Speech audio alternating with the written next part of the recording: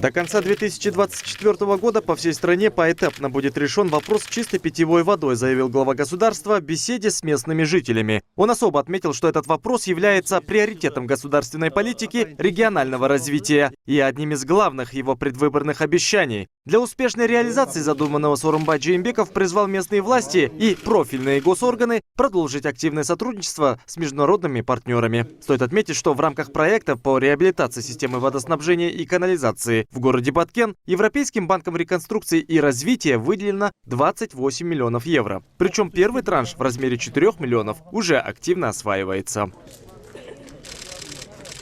Только за последние годы 107 сел страны были обеспечены чистой водой. Составлен список из 588 сел, для которых определены источники финансирования, в том числе за счет международных финансовых институтов. В течение ближайших 4 лет еще в 715 населенных пунктах планируется завершить строительство систем питьевого водоснабжения и обновить существующую инфраструктуру. На реализацию этих проектов из республиканского бюджета ежегодно выделяются финансовые средства, активно ведется работа по привлечению инвестиций международных партнеров.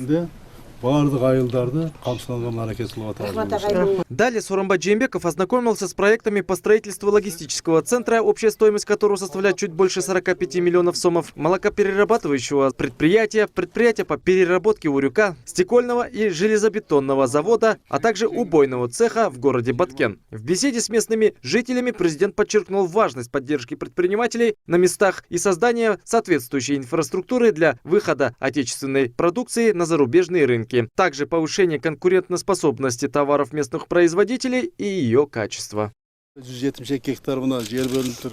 Хочу заверить вас, что в рамках регионального развития работа над открытием предприятий, созданием новых рабочих мест в регионах и улучшением условий для вывода отечественной продукции на экспорт будет активно продолжена.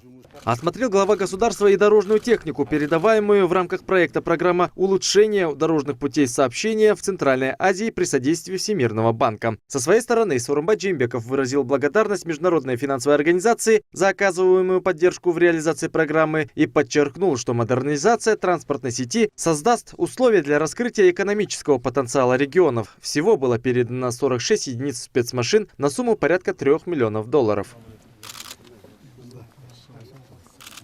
Заглянул Сооронбай Жээнбеков и в школу имени Сыдыка Айтмаматова. Президент осмотрел учебные классы, спортзал, пообщался с учащимися и учителями. Последние, в свою очередь, с благодарностью подчеркнули, что значительно ощутили повышение заработных плат, а проекты по цифровизации на практике улучшают образовательный процесс. Особое внимание глава государства уделил команде волейболисток, которая на республиканских соревнованиях занимает призовые места, и выразил благодарность тренеру команды. Кстати, настоящее учебное заведение является одним из старых во всем регионе. Его построили аж 40 с лишним лет назад. В этой связи Сооронбай Жээнбеков пообещал, что правительству будет рекомендовано внести предложение по строительству нового здания Храма знаний.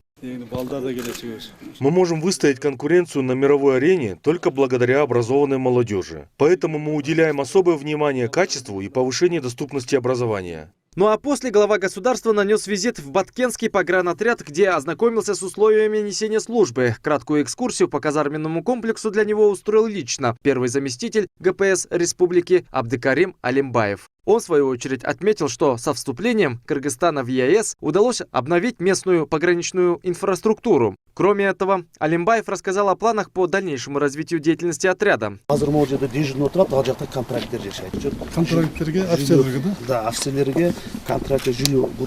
Вместе с этим была отмечена необходимость дополнительного улучшения инфраструктуры Баткенского пограничного отряда. Также в расположении самого отряда предлагается возвести новые служебные помещения, в том числе и казармы для военнослужащих.